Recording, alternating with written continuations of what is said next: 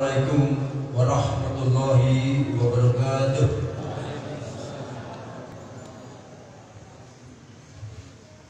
Jempol sekali lagi Bapak dan Ibu, Ibu semangat, jangan mengantuk. Karena apa? Memberikan salam kita wajib menjawabnya. Assalamualaikum warahmatullahi wabarakatuh.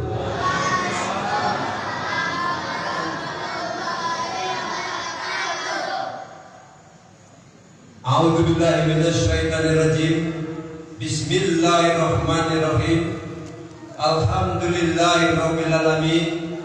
Wa bihi nasta'inu ala umuri dunya waddin.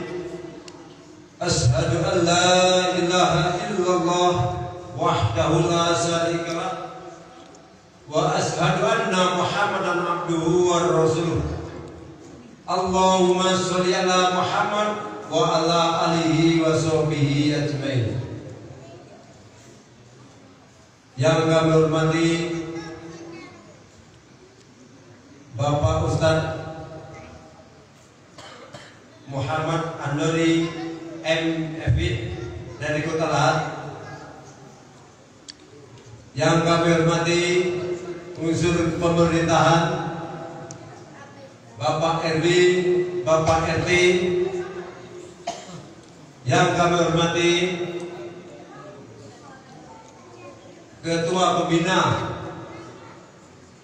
dan Ketua Yayasan Masjid Al-Ansor yang kami hormati, Bapak-bapak, Ibu-ibu, jemaah Masjid Al-Ansor dan jemaah masjid-masjid di sekitar Masjid Al-Ansor ini yang kami hormati. Terlebih dahulu marilah kita sama-sama memanjatkan segala puji dan syukur kehadirat Allah Subhanahu wa taala, di mana pada malam ini kita masih diberinya anugerah kesehatan, kesempatan, nikmat umur, nikmat iman, sehingga kita dapat hadir di rumah Allah yang suci ini dalam rangka kita mengingat daripada ajaran-ajaran Rasulullah atau maulid Nabi Muhammad Sallallahu Alaihi Wasallam. Mudah-mudahan langkah baik kita semenjak dari rumah, insya Allah akan menjadi amal kebaikan bagi kita semua. Amin ya rabbal alamin. Kemudian selawat dan salam semoga tercurah kepada junjungan kita Nabi Muhammad Sallallahu Alaihi Wasallam, keluarganya, sahabatnya dan para pengikutnya sekalian. Dan insya Allah sampai pada kita semua sebagai pengikut Rasulullah dan menjalankan sunnah-sunnah beliau. Bapak-bapak, ibu-ibu jemaah Al-Ansor yang kami hormati, di sini kami atas nama kepengurusan Masjid Al-Ansor pertama sekali kami mengucapkan selamat datang kepada Bapak Ustadz Muhammad Andori M.F. dari Lahat. Bapak Ustadz, mudah-mudahan niat baik sejak dari Lahat tadi akan menjadi amal kebaikan bagi kita semua. Amin ya rabbal alamin. Kemudian Bapak-bapak dan ibu-ibu sekalian, perlu kami sampaikan bahwa beberapa masjid, baik sekitar masjid di Pagarayan ini, sedang gencar-gencarnya mengadakan maulid Nabi Muhammad Sallallahu Alaihi Wasallam. Karena apa? Kalau kita tidak mengingatnya, supaya kita mengingat ajaran-ajarannya melalui hadis-hadis beliau. Mudah-mudahan kita semua sebagai penganut Islam dan penganut daripada umat Nabi Muhammad, insya Allah kita tetap digolongkan orang-orang yang penganut Islam dan mengikuti ajaran-ajaran Rasulullah SAW. Itulah supaya kita tetap ingat. Kalau kita tidak mengadakan atau mengingat, bagaimana bisa lupa nanti. Maka dari itulah kami di pengurus mengajak kepada bapak-bapak, saudara-saudara, ibu-ibu sekalian, marilah kita ikuti uraian ceramah agama mengenai Maulid Nabi Muhammad ini, supaya nantinya Maulid Nabi Muhammad ini dan dapat kita terapkan dalam kehidupan sehari-hari, supaya kita tetap menjalankan sunnah-sunnah Rasulullah SAW. Bapak Ibu para hadirin sekalian, kemungkinan sekali lagi kami atas nama pengurus Masjid Al-Azhar mohon maaf jika ada sambutan pendapatan yang tidak berkenan daripada hati bapak dan ibu-ibu. Sekali lagi kami mohon maaf yang sebesar-besarnya. Itulah yang dapat kami sampaikan. Mudah-mudahan semua ini Allah akan menjadi meridhoi kita sehingga kita dapat selamat di dunia dan sampai akhirat. Demikianlah sekali sambutan, lebih kurang mohon maaf dan terima kasih atas perhatiannya. Wassalamualaikum warahmatullahi wabarakatuh.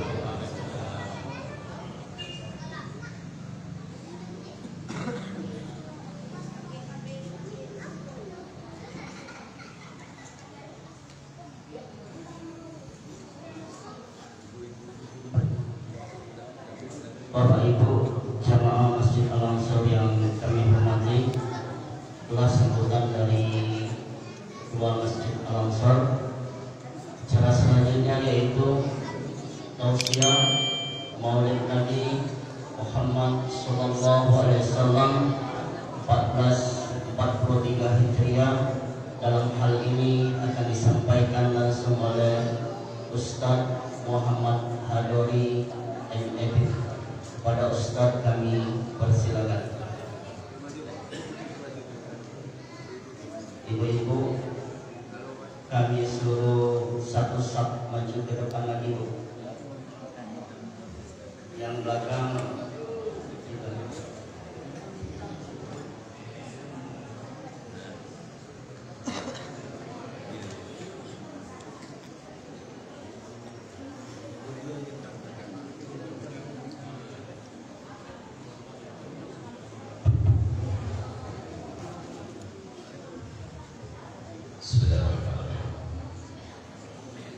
Assalamualaikum warahmatullahi wabarakatuh.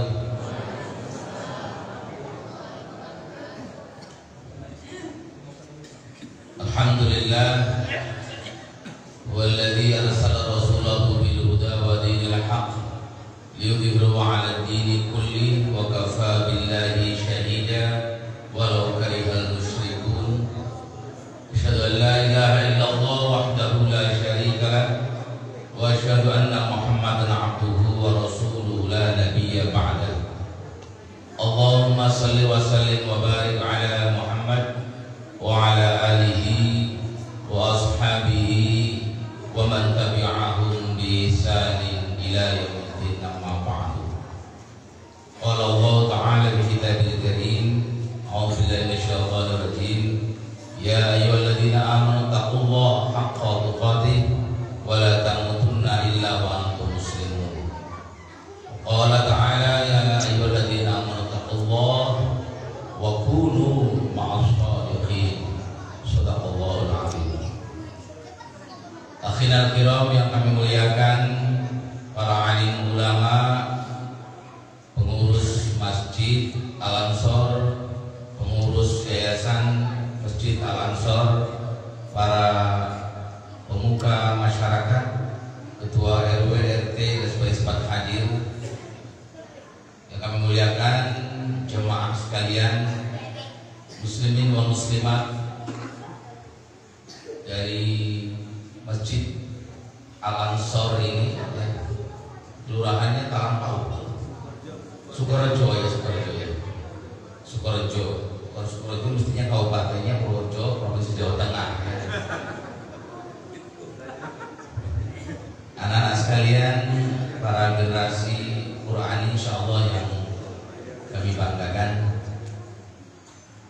pertama, mari kita bersyukur kehadirat Allah Subhanahu wa Ta'ala.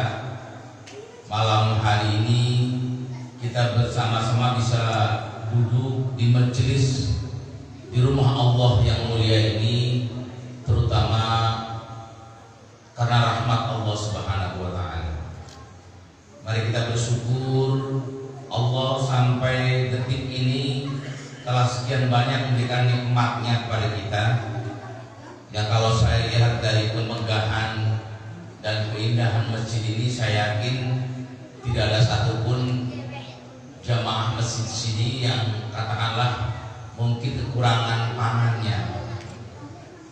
Saya pikir dan saya yakin tidak ada warga Sukorejo sini yang selagi makan paginya puasa, ya, Senin puasa, Selasa buka, Rabu ngulang puasa lagi karena tidak ada yang dimakan, kecuali kalau memang niat untuk puasa sesuai dengan Nabi Daud misalnya, ya. Saya yakin demikian. Begitu banyak nikmat Allah yang telah Allah berikan pada kita, yang kemudian sudah Allah tantang, "Fa'in ta'udu nikmatallahi la tuhsuha," gitu ya. Kalau kamu nak hitung nikmat Allah, la tuhsuha, tidak akan mungkin kita mampu menghitungnya. Saya 52 tahun sudah, kalau dihitung mungkin sudah berapa puluh kali saya makan nasi, ya. Berapa puluh kali saya makan nasi, kali 3 hari, kali 3 piring. Kalau hitung jumlah piringnya barangkali bisa terhitung. Tapi kalau kita hitung jumlah butir padinya, butir nasinya, upone gitu ya, kalau bahasanya upo gitu, itu tidak bisa kita menghitungnya. Fa'in ta'udu nikmatallahi la tuhsuha. Bangun tidur kita bisa menghirup udara yang demikian bebasnya tanpa biaya karena kita sehat, nggak perlu oksigen. Kalau dihitung sudah berapa ratus hari kita menghirup dan sudah berapa barangkali kilo atau volume atau kubiknya. Padahal setabung oksigen saja yang kecil dipakai untuk 1 jam 2 jam harganya 75.000. Bayangkan kalau orang yang sakit tidak bisa menghirup itu. Masa-masa pandemi kemarin ada yang kemudian 2-3 tabung harus 1 harinya sudah berapa. Fa'in ta'udu nikmatallahi la tuhsuha. Kalau kita nak hitung nikmat Allah, tidak mungkin kita mampu menghitungnya. Wabil khusus, mari kita bersyukur Allah Subhanahu wa Ta'ala hingga detik ini tetap meridhoi kita untuk mendapatkan, untuk memiliki, untuk menikmati, untuk merasakan nikmat Allah yang terbesar, yaitu nikmat iman dan Islam. Wahia ni'amul azim. Inilah nikmat Allah yang terbesar, yaitu nikmat iman, keislaman kita, keimanan kita, ketakwaan kita kepada Allah. Sungguhnya itulah nikmat Allah yang terbesar. Makanya diingatkan, kalau para bapak-bapak ini sudah diingatkan, wala tamutunna illa wa antum muslimun. Setiap pekan, ya, setiap pekan diingatkan, jangan sampai kamu mati kecuali dalam keadaan berserah diri atau jadi seorang muslim. Karena itu hidayah, iman dan Islam ini melebihi nikmat yang lainnya, ya. Kalau kita bagi kuadran kehidupan, saya suka membaginya itu ke dalam 4 gitu ya. Ada orang yang kaya solih, ada orang yang miskin solih, ada yang kaya salah, ada yang miskin salah. Panjenengan sedoyo milih yang mana? Kaya solih, kuadran 1, kuadran 2 miskin solih, kuadran 3 kaya salah, kuadran 4 miskin salah. Orang normal, muslim mukmin normal pasti memilih kaya solih. Setuju gak? Bilang berduit asal soleh, asal soleh, asal beriman. Gila kok kurang berduit, gila sedikit miskin, tidak miskinian, hanya soleh. Jangan sampai terlena. Lah di ujung Allah kaya, ternyata salah, dalam arti tidak soleh. Jauh siaga, na'udzubillah min dzalik, lah buntu lah bisa kufur pula, ya.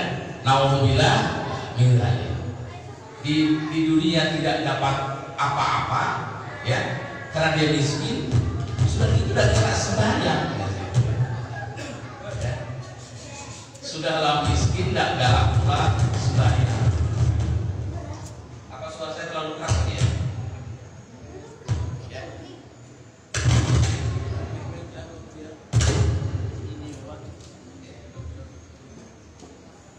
Ya, agak sedikit. Mohon maaf.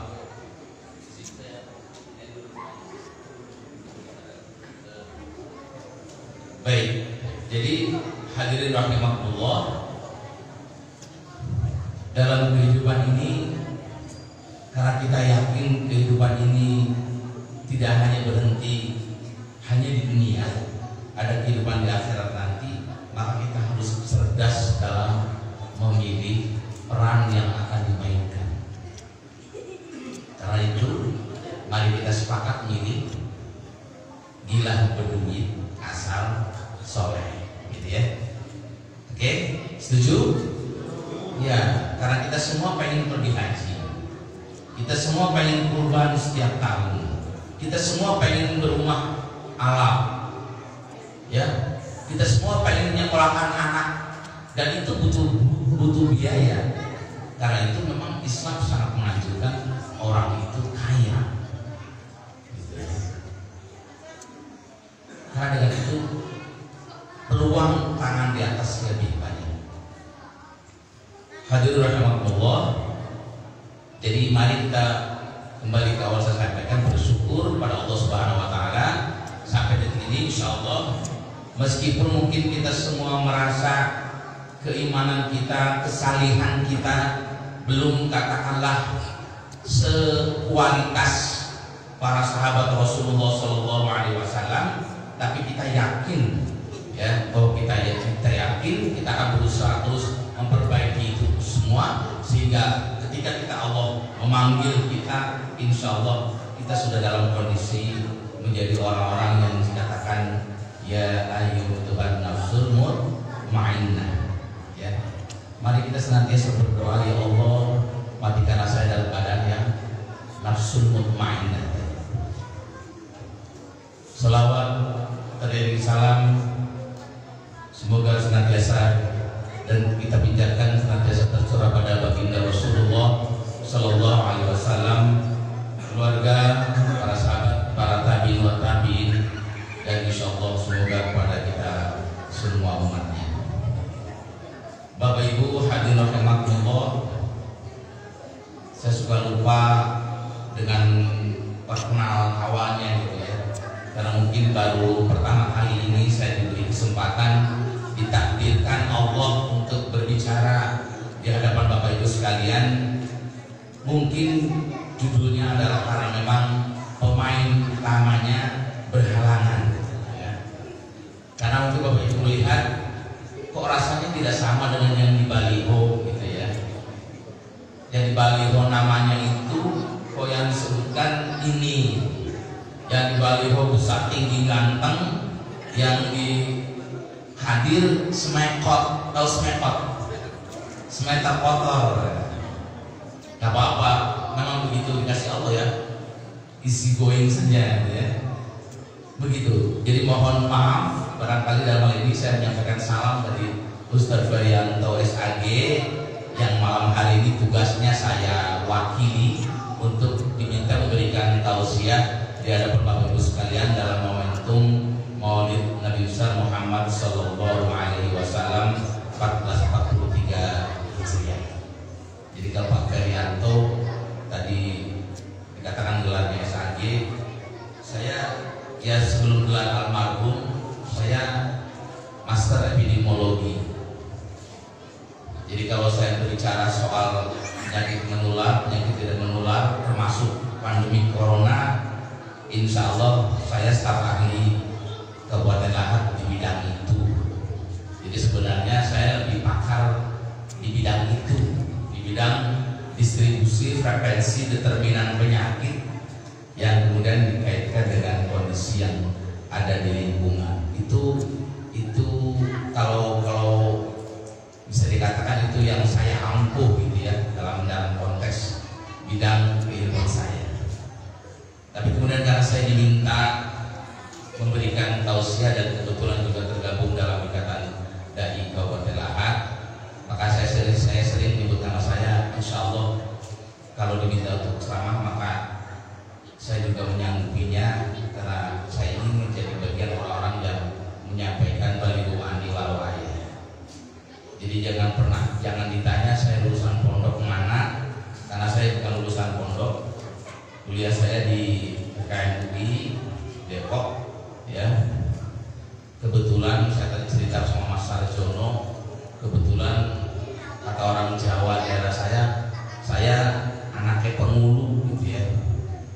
Kakek nek anang pengulu, bapang pengulu, ya aku ketiban katakanlah karomahnya pengulu gitu ya. Insya Allah maka kemudian juga bisa sedikit banyak memberikan ceramah agama. Jadi dalam hal ini pertama saya ingin mohon maaf karena the startingnya tidak hadir, pemain utamanya tidak hadir. Ini adalah pemain pengganti. Mudah-mudahan suatu ketika pemain utama yang seperti tergambar di baliho akan bisa berkesempatan untuk hadir di Masjid Al-Ansor ini, masjid yang mulia. Al-Ansor adalah gelar yang diberikan Nabi kepada orang-orang Yasrib, ya, orang Madinah yang menyambut kedatangan Rasulullah Shallallahu Alaihi Wasallam. Itu kaum Ansor, kaum penolong. Subhanallah, ini luar biasa. Dalam sebuah sesi pasca peperangan sama Rasulullah, itu ada sebuah perang di mana Rasulullah mendapatkan ghanimah, mendapatkan semacam rampasan perang yang banyak. Maka Rasulullah kemudian membagikan ghanimah itu sebagian besar kepada kaum muhajirin, orang-orang yang bersama Nabi pindah dari Mekah ke Madinatul Munawwarah, gitu ya. Madinatul Munawwarah. Karena sahabat itu juga manusia, ya, yang dia tidak bisa maksum sebagaimana Rasulullah, yang dia juga masih butuh harta. Mulai ada para pembisik, itu dia kina hilang. Begitu sudah menang perang, yang dia ingat cuma saudara kerabat yang dari Mekah, kamu hadirin, gitu ya. Orang-orang Ansor ada yang kemudian ternyata memiliki katakan dia namanya manusia, ya. Tidak semua kita tidak maksum. Kita bukan orang-orang, bukan malaikat yang tidak nafsu. Jadi melihat ghanimah itu pun mereka juga berdiskusi. Kok Rasulullah bagikannya ke orang muhajirin doang? Buat kita mana? Rasulullah nggak ingat tuh siapa sih yang nolong dia pada saat dia diusir dari Mekah misalnya. Rasulullah nggak ingat tuh siapa yang menolong dia waktu di perang Uhud, di perang Badar dan sebagainya. Begitu dapat harta, kata orang-orang Ansor yang berbisik tadi, dia berpikir lupa dia sama kita. Sampailah berita itu kepada Rasulullah Muhammad Sallallahu Alaihi Wasallam, Nabi Agung mulia. Apa kata beliau? Dikumpulkannya kaum Ansor, dengan semuanya jamaah Ansor itu ya, dikumpulkannya semua. Maka kata Nabi, aku mendengar kalian begini begitu. Aku mendengar kalian menyuarakan katakanlah keirian kalian karena tidak mendapatkan ghanimah itu. Maka kata Rasulullah dia dengan kalimat yang indah menggambarkan, tidakkah kalian bangga orang membawa harta, orang pulang membawa ghanimah Rasulullah SAW. Demi Allah, kata Rasulullah, kalaupun ada dua lembah, yang satu lembah itu berisikan orang-orang Muhajirin dan sebagainya, sementara lembah yang lain berisikan orang Ansor, kata Rasulullah, demi Allah, aku akan memilih berjalan bersama orang-orang Ansor. Ketika disebutkan itu, dalam sirah itu dikatakan bercucuran air mata kaum Ansor dan menyadari bahwa yang diberikan kepada Nabi itu adalah untuk melunakkan orang-orang yang masih lemah iman, orang-orang Muhajirin yang rela meninggalkan harta bendanya di Mekah pindah ke Madinah, maka wajar Nabi memilih mereka. Sementara kaum Ansor memang kaum yang dikenal sebagai penolong Nabi, dia kemudian diingatkan oleh Nabi, kalian membawa pulang Rasulullah Sallallahu Alaihi Wasallam. Apalah artinya sekedar berlimah dibanding dengan Rasulullah, jasad fisik Rasulullah Sallallahu Alaihi Wasallam. Karena itu jamaah Ansor yang mulia, mari insyaallah kita niatkan kehadiran kita ini dalam thalaqul ilmi, duduk bersama, di dalamnya dibacakan ayat Allah, di rumah Allah yang mulia ini, maka insya Allah apa yang kita lakukan akan bernilai pahala. Apa yang kita lakukan ini bernilai ibadah, apa yang kita lakukan ini bernilai kebaikan. Ya, saya barangkali ingin sedikit, kalau insya Allah yang hadir berarti insya Allah tidak berpaham demikian ya. Karena kita hidup di zaman yang terbuka, medsos banyak dengan berbagai macam isinya. Mungkin sudah ada sebagian yang mengikuti perkembangan di media sosial. Begitu datang Rabiul Awal, selalu ada lagi PR lama yang diungkapkan tentang bagaimana hukumnya Maulid Nabi. Kan begitu. Di media sosial itu selalu disebutkan demikian. Selalu disebutkan dengan perdebatan bahwa ini sesuatu yang bid'ah, sesuatu yang sesat dan sebagainya. Alhamdulillah. Semoga insya Allah kita semua diberikan Allah kelembutan untuk tidak memudahkan memberikan label seperti itu. Kenapa itu terjadi? Karena memang kalau saya baca dalam majlis tadi Muhammadiyah itu dikatakan sebenarnya persoalan itu sederhana. Lihat Maulid Nabi itu sebagai sebuah ibadah atau sebagai sebuah budayanya orang Islam. Kalau dilihat sebagai ibadah tentu banyak yang terkait dengan contoh Rasulullah SAW dan sebagainya. Tapi ketika melihatnya dari dimensi budayanya orang Islam, satu uslub, satu metode dakwahnya, maka insya Allah di dalamnya terdapat kebaikan. Jadi semoga kehadiran kita di sini insya Allah bernilai kebaikan, dengerin baca Quran, dengerin tausiah, duduk di majlis seperti ini di rumah Allah yang mulia ini.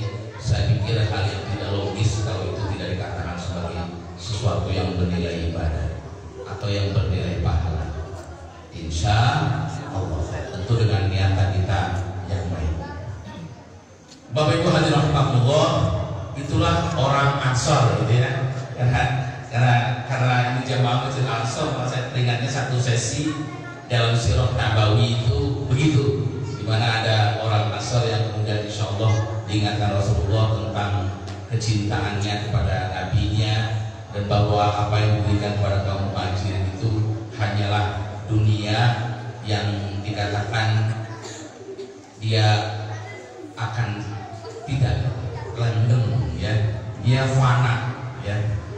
Apa yang main apa yang di sisi manusia itu semuanya fana, yang di sisi Allah itu adalah sesuatu yang kekal. Hadirin jamaah Masjid Ansor yang insya Allah dimuliakan Allah Subhanahu Wa Taala. Mungkin ini sudah kesekian kalinya Maulid Nabi yang kita selenggarakan.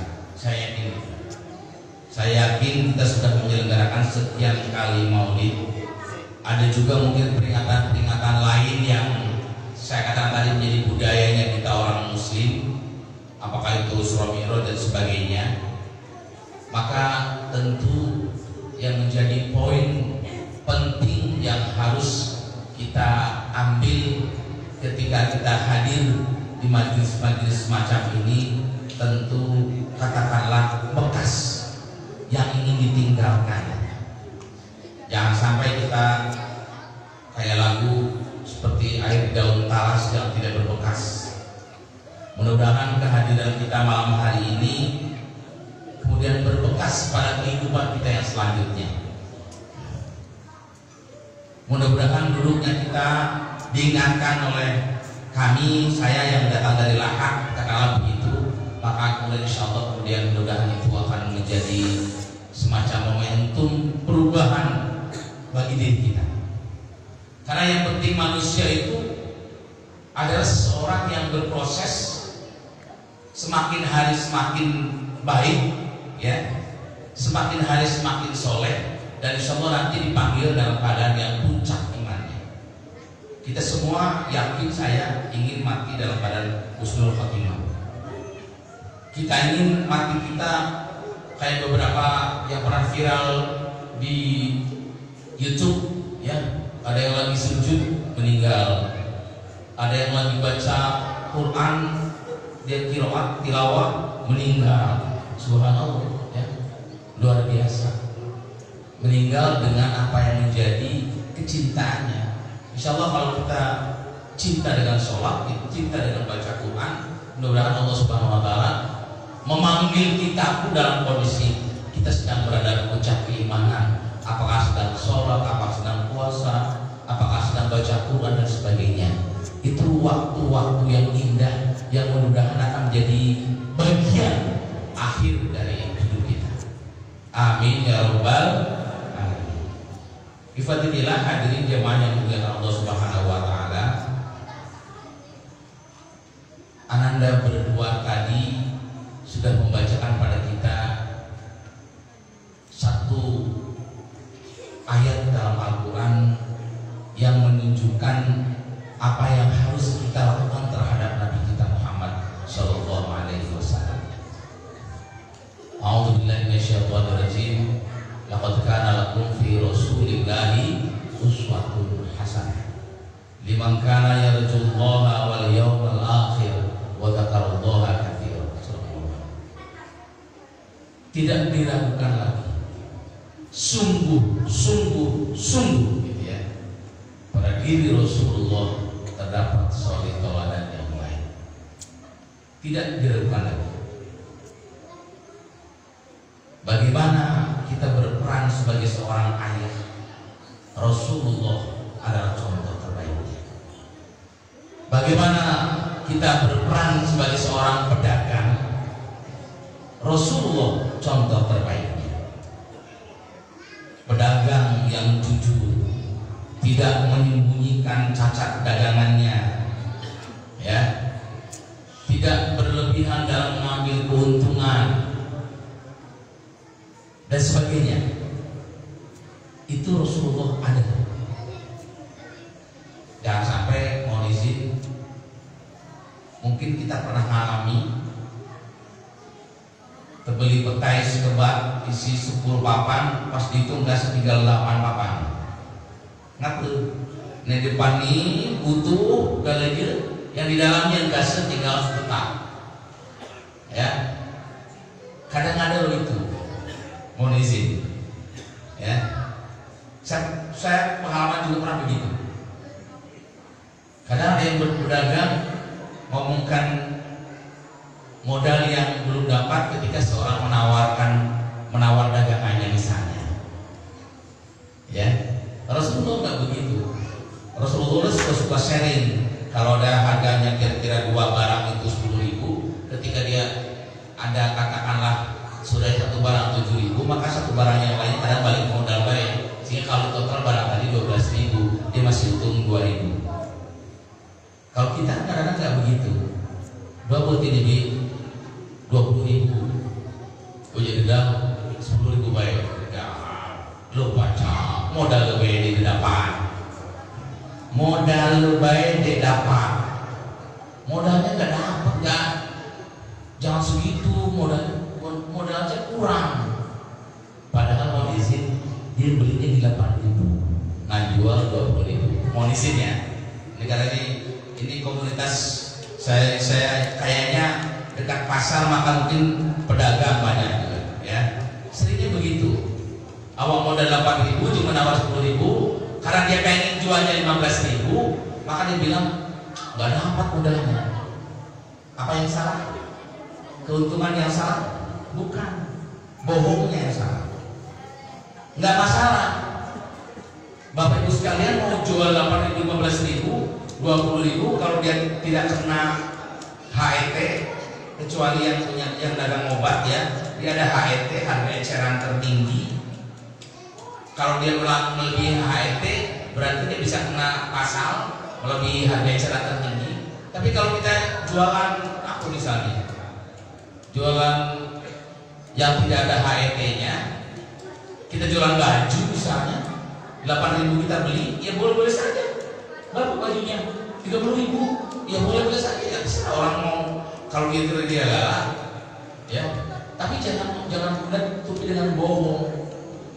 Orang nomor 15.000 belum baca, modal beda apaan sama itu, ya. Jadi Rasulullah sebagai pribadi pedagang, contohnya sudah jelas. Beliau mengajarkan kejujuran. Beliau mengajarkan tidak boleh mengurangi timbangan. Yaitu yang juga sering terjadi. Timbangannya tidak diukur di BMKG, atau timbangannya memang dibuat yang menguntungkan dari pedagangnya, atau bukan menimbang bukan dengan sesuatu yang dibenarkan, bukan dengan alat timbangan yang diukur ada standarnya. Itu juga harus kita perbaiki. Rasulullah sebagai pedagang cukup lengkap memberikan contoh yang baik. Rasulullah sebagai pemimpin, dia adalah pemimpin yang adil. Rasulullah sebagai seorang panglima perang, dia panglima perang yang penuh strategi dan juga cakap memainkan persenjataan, pemanah dan sebagainya dengan strategi yang dia unggul miliki. Artinya lengkap, paketnya komplit ada dalam diri Rasulullah SAW. Pertanyaannya, mengapa banyak orang Islam juga tidak mencontoh Rasulullah?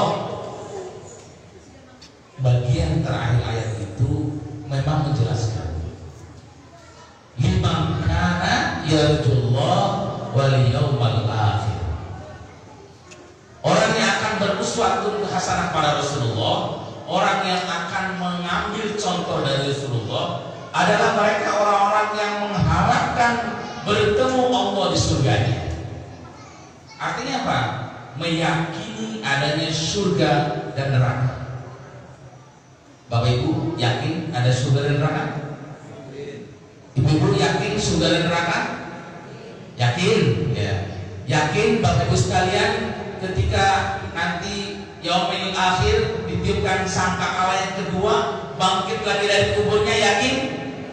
Yakin, harus yakin.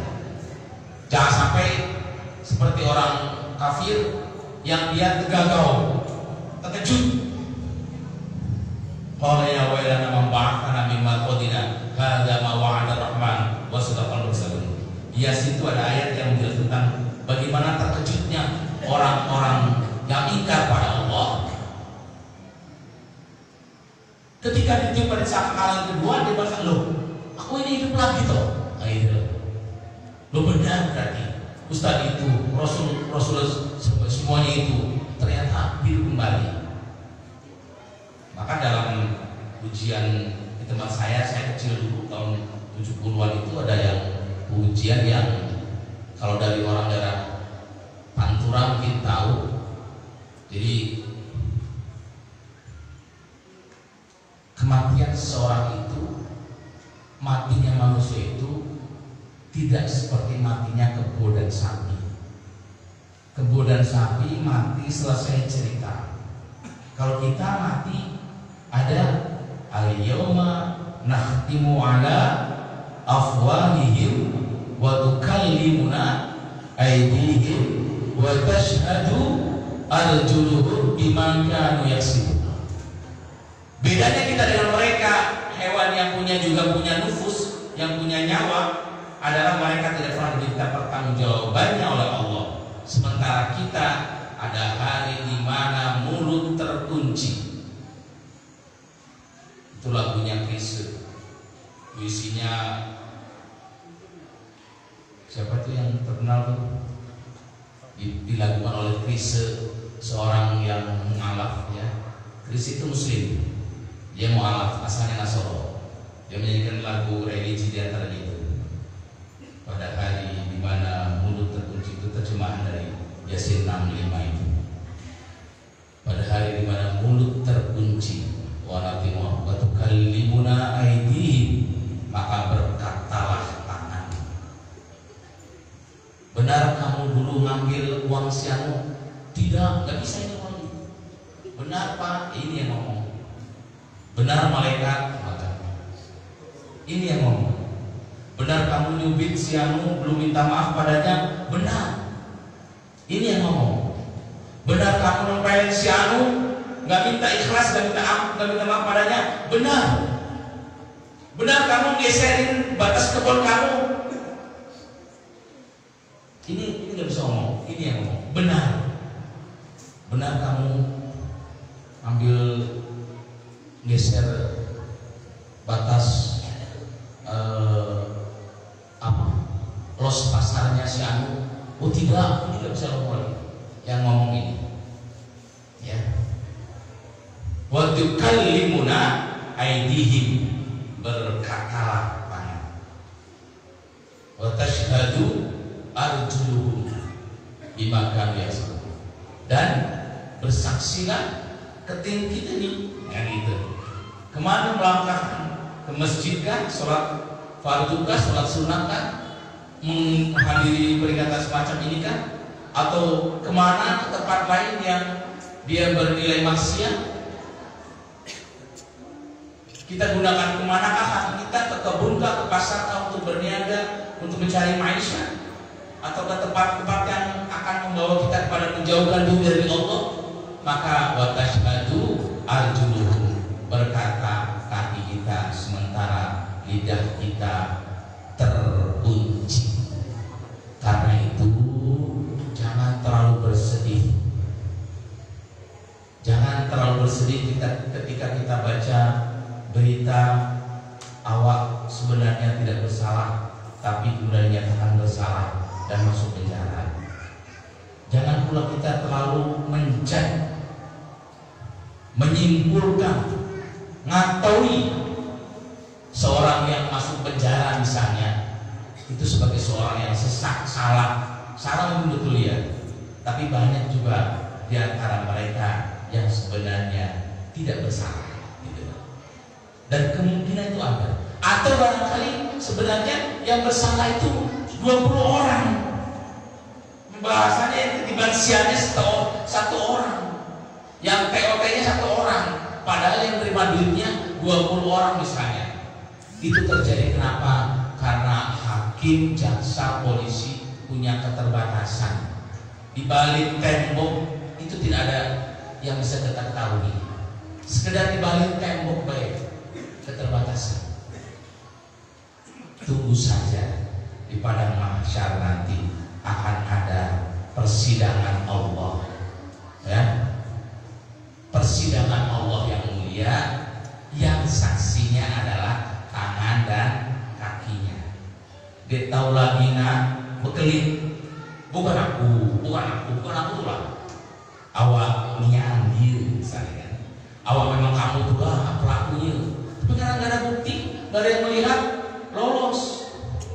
Sementara ada korban yang kebetulan bukan pelaku misalnya, kemudian dia menjadi tersangka dan misalnya terpenjara misalnya. Saya ingin mengingatkan, disitulah keterbatasan kita, dan kalau kita yakin dengan kehidupan setelah kematian, mari kita beruswah pada Rasulullah Sallallahu Alaihi Wasallam. Jadi yang menjadikan Rasulullah sebagai uswatun hasanah adalah mereka yang yakin adanya kehidupan akhirat, mereka yang ingin bertemu dengan Allah Subhanahu wa taala di surganya, mereka yang ingin dipanggil Allah sebagai orang-orang yang ashabul yamin, ashabul yamin. Begitu sudah ada hisab, ada ashabul yamin, kita diberikan catatan kebaikan dari sebelah kanan.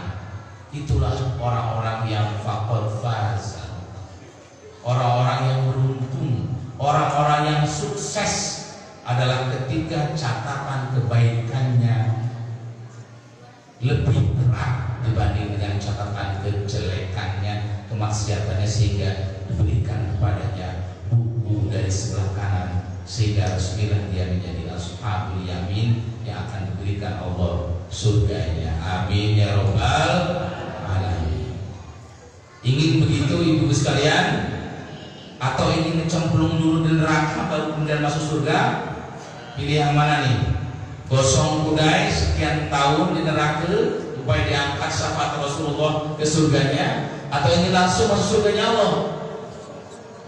Tentu yakin kita semua ingin masuk surganya Allah Subhanahu wa taala tanpa nyemplung dulu di neraka. Karena itu momentum Maulid Nabi ini insya Allah mudah-mudahan mengingatkan pada kita, mari kita menghitung diri kita, sudahkah kehidupan kita ini berusaha mencontoh Rasulullah Shallallahu Alaihi Wasallam? Apakah mungkin? Tidak mungkin kalau 100%, ya. Gimana? Tidak mungkin kalau 100%. Jangankan mencontoh Nabi, mencontoh sahabatnya saja kita jauh. Gitu. Para sahabatnya kalau baca Quran berapa hari sekali khatam? Ada yang diprotes istrinya karena dia sehari khatam. Bayangkan. Ada nggak di sini bapak sekalian yang diprotes bojone, orang tahu dicolek, mergane baca Quran terus sampai khatam seharian full? Saya berani jamin tidak ada, termasuk saya. Itu juga, ya. Saya yakin diprotes. Maka Rasulullah memberikan kemudian semacam peraturan tidak boleh khatam Quran lebih cepat dari 3 hari. Lah sampean para tahu khatam Quran. Khatam Quran dulu waktu sunatan suruh baca Al-Haqqul Takatsur sampai An-Nas. Wis padahal orang tahu khatam. Min jebule khataman tok. Tapi mungkin gak dikhatamkan. Itu baru sahabat Nabi, ya. Maka kita jauh. Makanya saya katakan kalau niru 100% tidak mungkin. Makanya kita akan mari berusaha untuk mendekati, meniru sebatas kemampuan sambil kemudian mengakui bahwa kita memang jauh dari itu. Ilahi lastulil firdaus si'ala wala aqwa 'alan naril jahim. Ya. Wahai Tuhan, aku tak pantas masuk surga. Ini yang internasi. Anca bisa nasib dulu, saudara. Aku tak pantas masuk surga. Wala aqwa 'alan naril jahim. Tapi ya Allah, aku tidak akan sanggup menahan panasnya neraka. Kan gitu. Kita memang tidak pantas ahli surga. Ya, bahasa sufinya begitu. Tidak pantas. Apa yang mau kita banggakan coba? Sholatnya ya sekedar itulah. Tidak semua bacaan sholat kita paham, kita ngerti. Sekedar tatul saja. Belum lagi bacaannya entah fasih entah tidak, wallahu alam. Ya. Kemudian baru sebatas sholat fardu, sunahnya mungkin jarang, tahajudnya tidak setiap malam, duhanya kadang dapat kadang enggak, dan sebagainya. Itu pengakuan kita kan begitu. Kita kan di posisi begitu. Mau jalur surga Allah Subhanahu wa taala. Di sisi lain ya Allah, wala aqwa 'alan naril jahim. Bagaimana mungkin kita mampu menahan api neraka? Ya, yang jika 1/70-nya saja datang ke dunia ini hangus semua dunia. Boro-boro mau dicemplungkan ke dalam api neraka, keseromot korek saja sudah kepanasan, kan gitu. Kompor bleduk saja kita sudah tidak sanggup. Ke sudut api rokok saja sudah teriak karena panasnya. Itu baru ke sudut api rokok. Bayangkan api neraka yang bahan bakarnya adalah batu dan manusia. Ilahi lastu lil firdausi ahla wala aqwa 'alan nari jahim. Kula panjenengan tidak pantas masuk surga, tidak merasa sebagai ahli surga, tapi kula panjenengan tidak kuat menahan api neraka.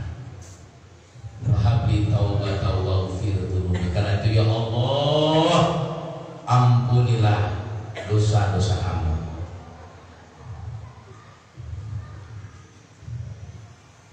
Ya Allah, terimalah taubat hamba. Karena itu momentum Maulid Nabi ini, yang pertama kita harus menjadikan Rasulullah sebagai uswatun hasanah dengan banyak bertobat kepada Allah, mengharapkan ridho Allah, kemudian banyak berzikir kepada Allah. Liman kana yarjullaha wal yawmal akhir wa dzakarallaha katsira. Mari kita isi hidup kita dengan berzikir kepada Allah. Kalaulah kita tahan membuka WA mestinya kita juga tahan berzikir sejam. Ya, kalau kita tahan Facebookan setengah jam, sejam, mestinya kita juga tahan baca Quran sejam.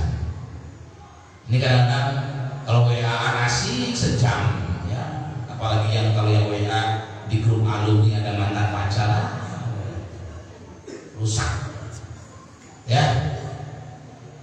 Si Anu, kok sekarang tambah cantik ya, menyapa di WA grupnya. Dulu nggak bilang gitu, sekarang aja bilang gitu.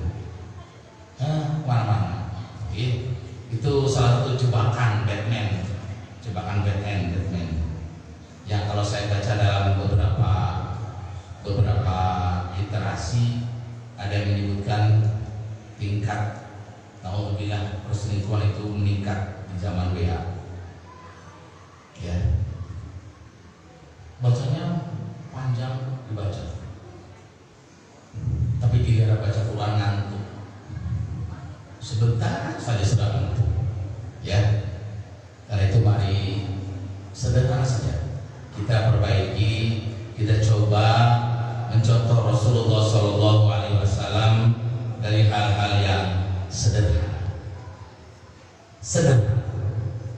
Mulai dari kebiasaan diri kita saja. Rasulullah mengajarkan kepada kita makan dengan tangan kanan. Disiplinkan kita untuk melakukan itu. Rasulullah mengajarkan kita menjauhi dari sikap tabzir, mubadir. Jalankan itu. Ini saya mengingat ya. Kalau dilihat itu sering terjadi. Allah kalau dibakar. Mudah-mudahan atau mungkin juga tidak jauh berbeda. Kalau dilihat saya sering amati, kalau ini musim sedekah nih ya, banyak yang undang sedekah. Orang yang makan tamu undangan sedekah itu hampir pasti tidak dihabiskan lauk atau nasinya. Di Pagaran lo itu tidak. Begitu nggak kira-kira?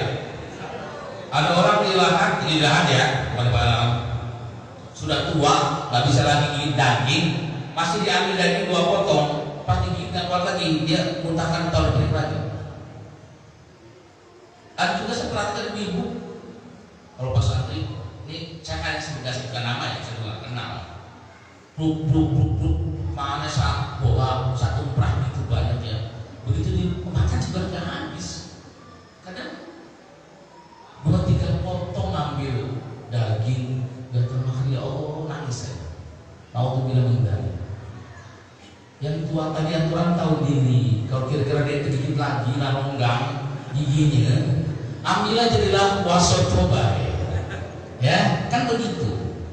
Inilah latul lah kakek-kakek lah nenek-nenek diambilkan daging segala macam.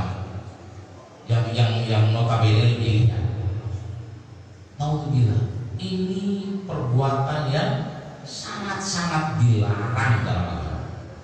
Innal mubadirina karena ikhwana syayatin. Nanti coba bayangkan ini, orang yang berlaku mubadir, berlaku takbir kayak gini, itu dia temannya setan, sejenis setan, berarti temannya setan. Bayangkan, dan itu menjadi budaya. Maka saya sering ingatkan kalau pas kebetulan baju berdoa di sedekah, sebelum turun panggung mengingatkan, tanggung jawab apa yang kamu ambil, habisi yang kamu ambil. Jangan pernah berpikir banyak pun dari amplop, nak buat tepil kapok atau ada yang beragam dititip amplop si anu, ini daging si anu, ambil dia jatah cuma yang bertitip main dia tadi, sehingga terkumpulan 5 potong daging ini jatahnya orang lain. Mending kalau dimakan, monggo ya. Kalau kira-kira sanggup buat ini tapi makan aja lah, makan ya. Tapi nggak dimakan, ya Allah. Nggak mikir apa di Afrika banyak yang tidak makan, nggak pikir apa orang Palestina banyak tidak makan. Maka kita yang disuguhi, diberikan untuk kenikmatan aman, tentram, cukup loh gemari bau Cinawi, menyia-nyiakan makanan. Kalau di Jogja itu jadi dibongkar orang jadi bahan pacuan bagong. Kalau di Jogja banyak yang ingon bagong. Kau di pakai ramas sudah kakek yang ingon bagong. Ya, artinya itu tercapai. Yang mending kalau ngerti batak ke tarjari itu apa ke itu bisa untuk makan ikan kali. Tapi rasanya enggak, rasanya jarang. Tercapai pula. Ini satu hal. Tolong kebiasaan yang semacam itu tinggalkan. Jadilah seperti baik. Nasi itu sekedarnya baik. Habisi, bersihkan. Semakin bersih, semakin berkah. Semakin bersih kita makan, semakin berkah. Jangan pernah dengerin orang yang bilang, maluan, lo dikira makan, maluan, bersinian, maluanlah sama yang di atas sama Allah. Maluan kalau ini bersih. Gila juga mengatakannya kalau kurang makan segala macam, tapi di mata Allah mulia. Karena itu memang budaya yang diimpor dari barat, bukan budaya kita lagi. Desain makanan, ngidal, memang diimpor dari sana, bukan budaya kita. Ya, setuju? Sepakat? Bismillah ya. Bismillah kita mulai rubah kebiasaan kayak gitu ya. Jumlah payah-payah masak kamu capakkannya baik ya. Kalau kira-kira dia tergigit, lebih baik ambil tisu, bungkus, batak balik, nggak apa-apa. Oh itu lebih mulia. Kalau kira-kira kamu udah tergigit, ya sudah bungkus tisu. Loh, itu lebih mulia daripada kamu capakkan. Ya, nggak apa-apa. Ngulang dimasak, nggak apa-apa. Asal nanti ujungnya kemakan. Yang bisa kita makan habis. Jangan bergaya sosialita. Makan ambil itu makan dikit, habis itu nggak dihabisin. Sudah ngambilnya dikit, nggak dihabisin pula. Itu hanya gaya-gaya aja sebenarnya. Bismillah, mulai sekarang kalau dipantau jumlah sedekah, dipantau jumlah makan, habisi yang kita ambil. Ukur takar busung kita masing-masing. Ya, takar busung kita masing-masing. Kalau memang laparnya ambil banyak-banyak. Kalau dia tadi makan pula sekedar dia cuma makan bida misalnya, ya makanlah seadanya saja. Jangan berpikir oleh karena kita lah amplop maka kita lah makan banyak. Ya, hilangkan pikiran-pikiran tadi. Ya, kita ini bantu, namanya nyumbang, sumbang. Kok nyumbang tapi tidak minta balik? Oke? Itu kebiasaan yang bertentangan dengan apa yang dicontohkan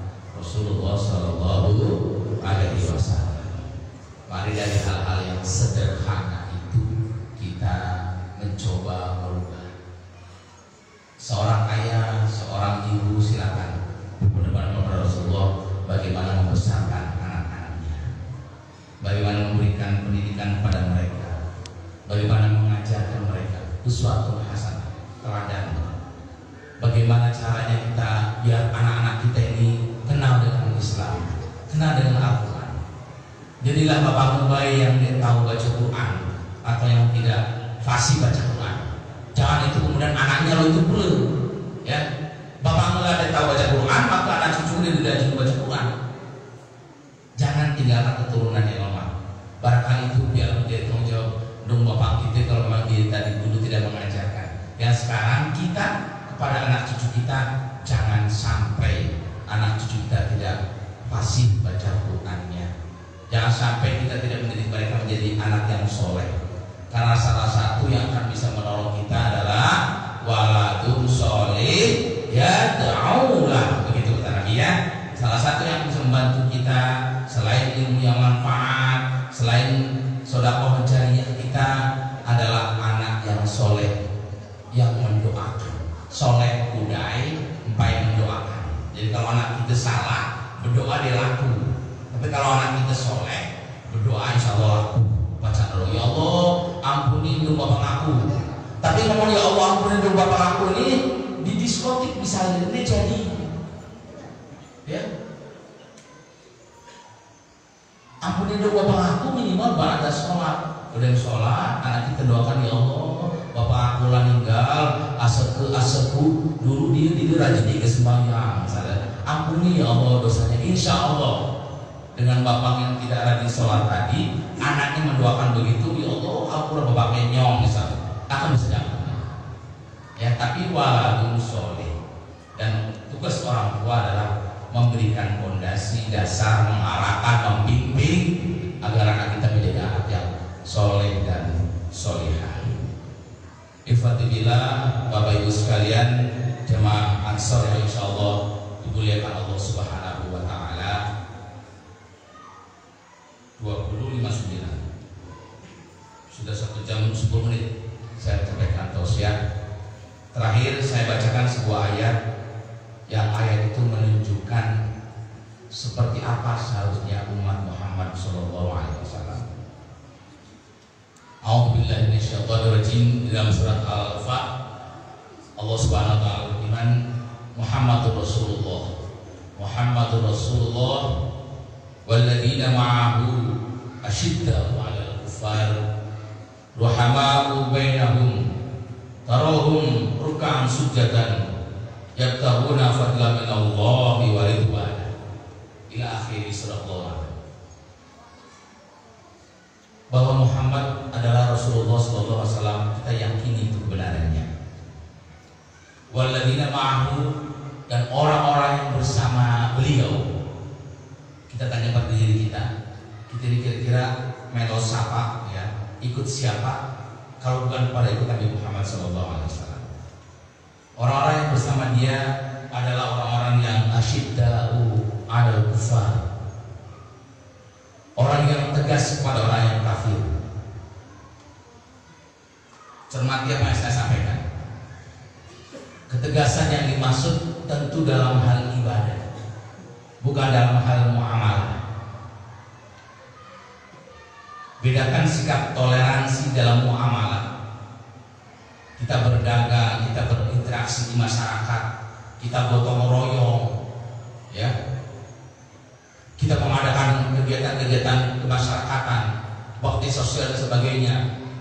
Itu silakan. Itu muamalah. Tapi jangan pernah bertoleransi dalam hal akidah. Karena sudah jelas, aturan mainnya sudah jelas. Ketika Rasulullah SAW berdakwah dan perjalanannya, kemudian orang-orang kafir itu bernegosiasi. Sudahlah Muhammad, kita gantian baik. Seminggu ini aku melok kamu beribadah. Kakek seminggu depan kamu gantian melok kami nyembah Lata Uzza dan sebagainya. Sebegitu ya. Maka turunlah Quran surat Al-Kafirun. Lakum dinukum waliyadin. Aku tidak akan menyembah Tuhanmu, kamu juga tidak akan menyembah Tuhanku. Aku ibadahmu, kamu juga tidak akan beribadah seperti ibadahku, ya. Karena kita masing-masing dibatasi oleh akidah. Itulah dimaksud dengan ketegasan terhadap orang-orang kafir. Ada batas yang jelas. Toleransi boleh sebatas toleransi dalam hal hubungan antar manusia, dan itu sudah diajarkan. Bahkan Rasulullah SAW mengatakan bahwa yang memusuhi, yang tidak berdamai dengan kafir dini, kafir yang istilahnya mengikuti aturan kenegaraan di Madinah, dia sebagaimana musuh. Konteksnya adalah bahwa hubungan masyarakat, sosial masyarakat silakan dibangun dengan golongan manapun, dengan agama apapun silakan. Memang itulah konteks kita bernegara kesatuan Republik Indonesia ini, ya. Konteks kita bernegara memang begitu. Tapi dalam hal akidah jangan pernah campur adukan akidah kita dengan ibadah-ibadah orang lain. Di satu sisi itu sering menjadi sebuah perdebatan. Konsep pluralismenya sering dibiaskan, seolah-olah pluralisme itu boleh terjadi di rumah tangga, seolah itu. It's okay. Gua Muslim, anak gue Hindu, anak gue Buddha, anak gue Kristen, misalnya begitu. Oi kabari sayang, kalau kita pikirnya, pertanggung jawaban akhiratnya seperti apa? Kalau kamu bapaknya membiarkan itu terjadi. Kalau dia setelah dewasa kemudian memilih jalan itu sendiri, itu tafadhol. Tapi ketika masih dalam rumah kita, masih dalam pendidikan kita, yang nggak ada toleransi semacam itu. Ya, nggak ada ceritanya sebuah rumah tangga itu kayak Bhinneka Tunggal Ika yang sekarang disebutkan orang yang sering merasa lebih Pancasila dari orang Muslim. Orang Muslim itu lebih Pancasila daripada yang lain. Dan itu sudah dari dulu diajarkan oleh para alim ulama kita, para pejuang-pejuang kita yang notabene mereka adalah para pejuang mujahid-mujahid Allah Subhanahu wa taala. Asyidda'u 'alal kufar, ruhama'u bainahum. Yang kedua, cirinya umat Muhammad, kita semua harus berkasih sayang terhadap sesama muslim. Ya ini sekarang juga mulai berkurang. Sama muslim meribut, ya kalau Sundanya sibuk dengan mengkomentari atau menjudge golongan muslim yang lain. Lalu bagi itu bid'ah tuh, dolalah, neraka. Bahaya kan bahasa suka gitu. Menerangkan surga itu punya bapak lo. Ya, boleh merasa benar, tapi tidak boleh merasa paling benar. Ini ya, boleh merasa benar. Panjenengan merasa benar bahwa subuh tanpa kunut, ya monggo. Ya, tapi jangan merasa paling benar dengan menjudge orang yang pakai kunut itu bid'ah. Masya Allah. Emang kamu sekelas Imam Syafi'i? Nah kan itu bahasanya. Imam Syafi'i menelusuri buah apel untuk ketemu siapa pemiliknya. Imam Syafi'i 8 tahun sudah khatam Quran, hafal sekian ribu hadis segala macam. Bolehlah dia memfakir itu, menjajkan itu, karena faham ilmunya, tahu. Dan dia menggolongkan menjadi sebuah sunnahnya. Kalau ada orang bilang begitu dan kemudian ada orang lain menyalahkannya, pasti bertanya, kefakihan kamu di atas Imam Syafi'i? Kan enggak. Artinya masih sama-sama baca buku terjemahan, masih sama-sama tidak bisa mengartikan ulumul hadis dan sebagainya, masih sama-sama tidak bisa menentukan benar tidaknya sebuah syarah hadis atau asbabun nuzulnya Quran yang itu menggambarkan bagaimana latar belakang hadis itu timbul, bagaimana latar belakang Quran itu hadir. Nah, kalau kita masih sebatas masih bisa cuma baca hasilnya sudah dari para ulama, ya sudahlah, bolehlah silakan merasa benar, tapi tidak boleh merasa paling benar. Sepakat? Setuju? Gini, monggo. Saya dukung yang misalnya yakin bahwa menurut saya, insya Allah sesuai dengan katakanlah kajian yang pernah saya ikuti, saya kok lebih nyaman dengan kunut. Ya silakan, insya Allah itu saja. Ada tuntunannya, ada rujukannya, gitu ya. Kalau yang kemudian katakanlah saya memilih pendapat yang tidak berpenut, ya monggo, gitu loh. Jangan ini jadi PR yang terus berulang. Capek kita sebagai muslim, habis energi umat ini karena membicarakan masalah-masalah yang tidak akan pernah selesai. Karena dia di tingkat furu'iyah, ya, di tingkat cabang, bukan di tingkat usul.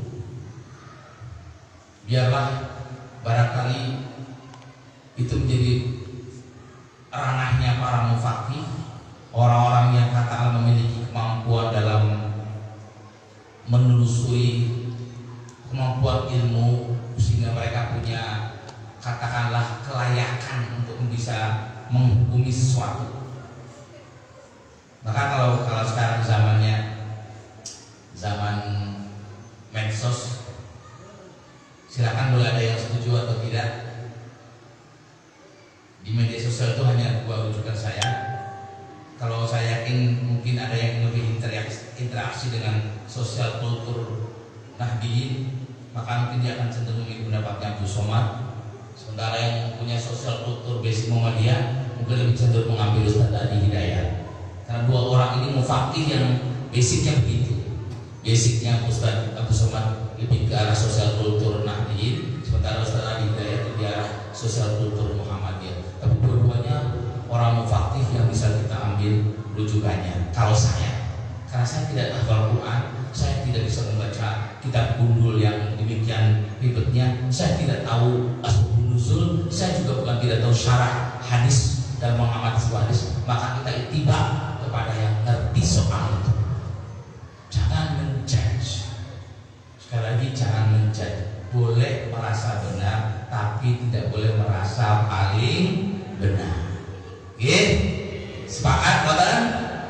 Ya, sehingga insya Allah berdoa ukhuwah ini terjaga. Karena perintahnya begitu, hama'u bainahum. Umat Muhammad itu harus saling mengasihi kepada sesamanya. Ini kadang-kadang suka galak sama saudaranya sendiri, tapi tidak galak sama orang lain. Giliran soal itu membid'ah-bid'ahkan, giliran diajak perang Palestina ada galak, demo aja ngomongnya bid'ah kan gitu. Dia bingung kita. Kita demo dukung, misalnya mau mendukung undang-undang anti miras itu amar ma'ruf munkar, dagang alasannya itu melawan pemerintah yang sah. Loh, siapa mau? Kita kan melawan kebijakannya yang salah, yang amar ma'ruf di sana. Giliran itu udah mau. Giliran soal furu'iyah tadi kenceng banget. Karena sukaan. Karena itu mari ruhama'u bainahum, berkasih sayang kepada sesama muslim. Lihat hak tetangga atas tetangga yang lain. Jangan pernah biarkan tetangga kita kelaparan sementara kita kenyang. Perhatikan. Jangan biarkan juga anak-anak tetangga kita barangkali main ketika yang lainnya ngaji. Ya, ini harus ada budaya orang tua di mana lingkungannya itu mendukung anaknya untuk ngaji. Artinya apa? Kalau ada anak kita udah ngaji, anak yang lain, rumah yang lain belum ada yang ngaji, ingatkan. Jadi anaknya sapo, anak satu kamu, si aku, apa jadi belum ngaji? Ngaji lah. Nah, salah. Begitu ngomongkan dengan bapaknya. Woi si anu, anak kakak kembang ini udah ngaji. Itu subhanallah. Kalau bisa begitu masyarakatnya, saling peduli kepada anaknya, empok dia bukan anak dirinya, saling peduli dengan anak yang ada di lingkungannya, empok bukan anak kandungnya, maka insya Allah akan melahirkan nanti generasi yang baik, menghasilkan masyarakat yang terbaik. Kalau Al-Ansor ini semua jamaah di sekitarnya sudah hadir di sholat subuh, insya Allah munafik nggak ada di sini. Kan begitu. Dan untuk menghadirkan itu semua, ya harus dimulai dari kita mengajak diri kita dan juga keluarga kita. Ruhama'u bainahum. Taruhum ruka'an sujadan. Dan mereka orang-orang yang memiliki bekas dari sujudnya. Kalau Bapak Ibu sekalian pernah membuka YouTube-nya Zainuddin MZ, ya, beliau memaknainya, apakah rukaan sujadan itu dayanya hitam? Nah, itu saja. Apakah bekas sujud itu dayanya hitam? Ternyata tidak. Jadi yang dimaksud dengan maksud taruhum fi qaul sujud itu adalah bahwa ibadah yang dikerjakannya itu berbekas. Artinya gini, awal rajin sembahyang, rajin sholat, tapi kok dagangnya masih nggak bener gitu loh. Berarti sholatnya belum bisa memberikan bekas kepada dagangnya. Dia sholat tapi dagangnya masih nipu. Dia sholat tapi mulutnya masih tajam. Dia sholat tapi nyenyes misalnya. Dia sholat tapi tukang ghibah. Dia sholat tapi barangkali jadi penyebar isu segala macam. Berarti taruh fi sujudnya belum nampak, bekas ibadahnya belum nampak. Ya, karena itu kalau kita menjadi umat Muhammad, mari kita bekaskan, gitu ya. Berikan bekas dari ibadah kita, pengaruh dari ibadah kita, yaitu kepada suluk kita, kepada keseharian kita. Ya, yabtaguna fadlan minallah, dan orang-orang yang mengharapkan keridhaan Allah Subhanahu wa taala. Jadi itulah yang menjadi ciri orang-orang yang bersama Rasulullah Shallallahu Alaihi Wasallam. Saya ulangi, yang pertama bersikap tegas, toleransi boleh dalam hal muamalah tapi tidak dalam hal ibadah, ya. Yang kedua tadi berkasih sayang kepada orang muslim. Yang ketiga ada bekas sujudnya, rukunya, ya. Kemudian yang keempat tadi adalah senantiasa mengharapkan ridho Allah Subhanahu wa taala. Mari kita berhenti mengharapkan imbalan pujian dari manusia. Yakinlah bahwa setiap nilai kebaikan yang kita berikan Gusti Allah buat ternate sare, kata orang Jawanya. Gitu. Katanya apa? Tadi sebagian besar orang Jawa. Gusti Allah buat ternate sare. Itu cuma lahapnya. Allah itu tidak tidur, ya. Ya, tidak pernah tidur. Jadi apa yang kita kerjakan itu pasti akan mendapatkan balasan kebaikan dari Allah kalau itu bernilai kebaikan, dan sebaliknya. Dan sebaliknya. Mari jadikan momentum Maulid Nabi ini di luar konteks perdebatan di media massa dan sebagainya tentang boleh tidaknya segala macam. Maka insya Allah mari kita jadikan kehadiran kita ini insya Allah bernilai ibadah. Kehadiran kita ini bisa mengingatkan saya Hadori secara pribadi dan juga saudara-saudara saya di Jemaah Masjid Al-Ansor ini untuk ke depan lebih baik dalam menjalani sisa kehidupan kita. Wallahu alam, kebinge hanya pasti Allah akan memanggil kita. Ada yang sudah 70, subhanallah, lah banyak bonus. Ada yang 60, 3 segala macam sama dengan Nabi. Ada yang pengen ngajak 50, 60 segala macam. Itulah barangkali yang sedang kita bisa dengan puncak-puncak ibadahnya. Silakan mari kita insya Allah niatkan ke depan lebih baik, menata diri kita, menata keluarga kita, menata masyarakat kita, mulai dari hal yang sederhana, yang kecil dan kebiasaan kita yang saya sebutkan tadi, sampai nanti kepada hal-hal yang besar. Karena sungguhnya Islam itu agama yang dibawa Rasulullah ini komplit, dari urusan masuk WC sampai urusan atur negara itu sudah ada aturannya. Tinggal kita ini galak apa ide manut atau enggak terhadap aturan-aturan itu. Semoga Allah Subhanahu wa taala, kita tidak boleh berhenti berharap ke depan akan lebih baik kehidupan kita, kehidupan masyarakat kita, kehidupan negara kita ini dengan katakanlah kehidupan yang lebih baik, sehingga nanti Indonesia pada alam ini menjadi tabaratul thayyibatul warabul wafur. Semoga juga si corona kita balik lagi, ya, jadi kan ulang lagi kisetlah, ya, kisetlah nggak sampai datang lagi, dan semoga kita dilindungi Allah Subhanahu wa taala dari ta'un, dari wabah, dari kelaparan, dari bencana alam dan sebagainya, sehingga kita bisa tumakninah dalam melaksanakan ibadah. Kurang lebihnya saya mohon maaf. Inilah yang bisa saya sampaikan. Saya ingatkan pada diri saya pribadi dan pada hadirin sekalian, semoga Allah mempertemukan kita kembali, dan nanti mudah-mudahan ada masanya yang di baliho itu datang hadir ke sini. Pemain utamanya nanti datang. Semoga pemain pengganti ini tidak mengecewakan. Billahi taufiq wal hidayah. Assalamualaikum warahmatullahi